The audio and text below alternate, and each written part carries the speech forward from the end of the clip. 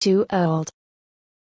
Older workers, particularly those over 50, have a harder time finding new jobs in the labor market.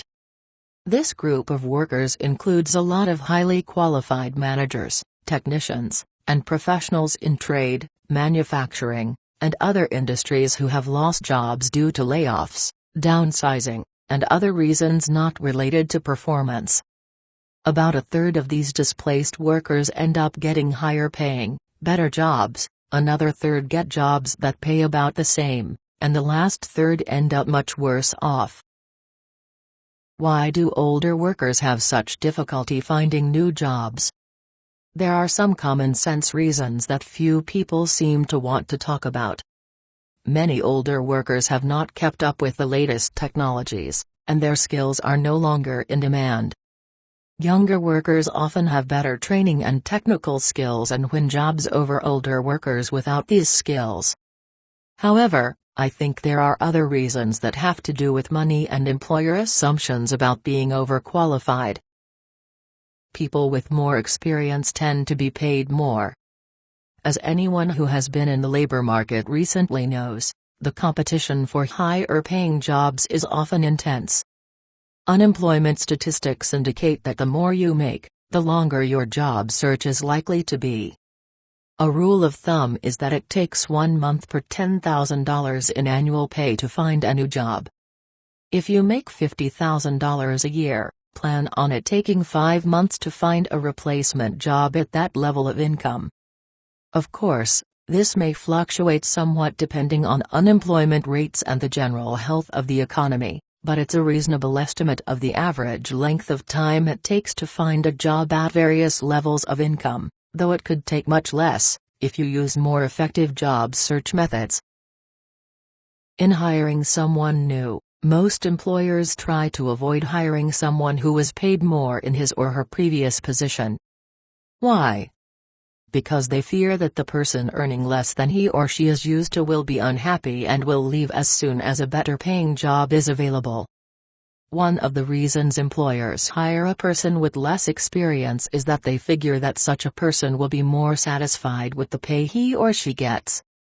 In addition, many of the new jobs being created in the last decade are in smaller companies that just can't pay as much as many more established firms.